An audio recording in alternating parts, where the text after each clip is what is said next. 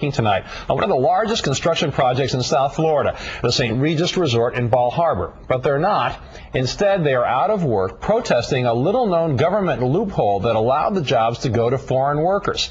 Here's CBS4 I-Team investigator Jim DeFeedy. American jobs for American workers. We're out here, Jim, because we're defending American jobs. We got qualified workers. We got good people.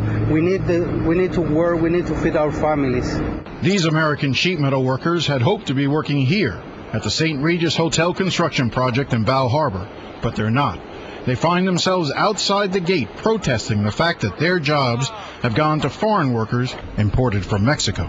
Shame on CBS4. This is not a non-union issue. This is an American worker issue. And it's outrageous that the U.S. government in the state of Florida has allowed those visas to be issued and those people will be allowed to come here when so many of our people are out of work. The company doing the sheet metal work on the St. Regis project is CBS4 International.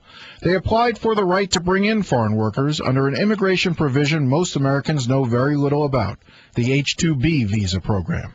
H-2B visas are only supposed to be granted for seasonal work, and only if there are no Americans available.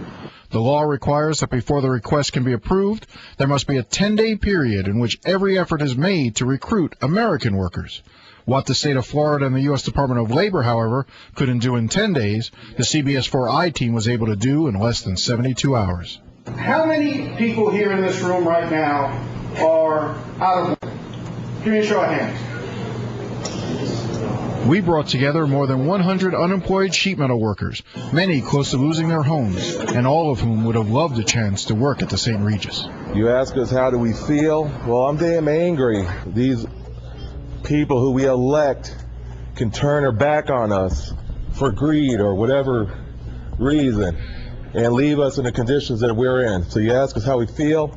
Most of us are just damn angry about it. That's all I want to say. Anger gave way to tears. This is 16-year-old Cindy Duenas. Her father is a sheet metal worker who's been out of work nearly 6 months. You don't understand the feeling it is when you go into your house and you see that your dad is going through the bills and he doesn't know what to do.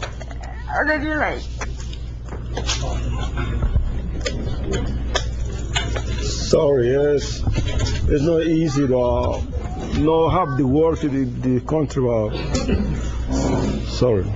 I understand all of you guys are qualified. All of you guys have the ability to be working right now, to be providing to your families, to be giving that money, but yet you can't. Just because they gave it to someone else just for minimum pay.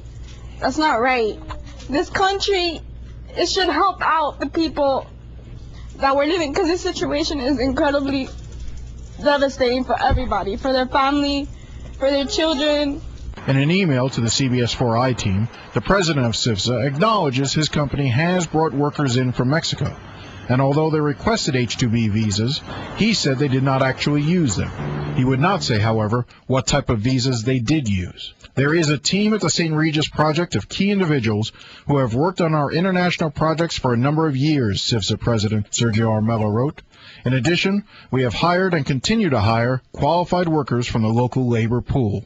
Really a terrible situation what's going on. Congresswoman Ileana Ross-Layton's district includes the Bal Harbour construction site. How could you bring folks from another country, this on Mexico, to do this construction project when we have so many folks here who could use the work? For Robert O'Brien and his fellow sheet metal workers, the Congresswoman's words offer little solace. The people high up aren't watching our backs, ensuring that we stay employed. It's one thing if everyone in this room was working and they couldn't find men to occupy that job that they need to bring in people, but it's a whole different deal when you got this many people sitting in the room out of work. So how did state and federal officials allow this to happen? How did these workers get overlooked?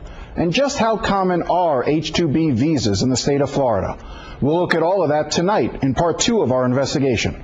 I'm Jim DeFeedy, CBS4 News. If you have news or information you want us to investigate, please call the CBS4 I-Team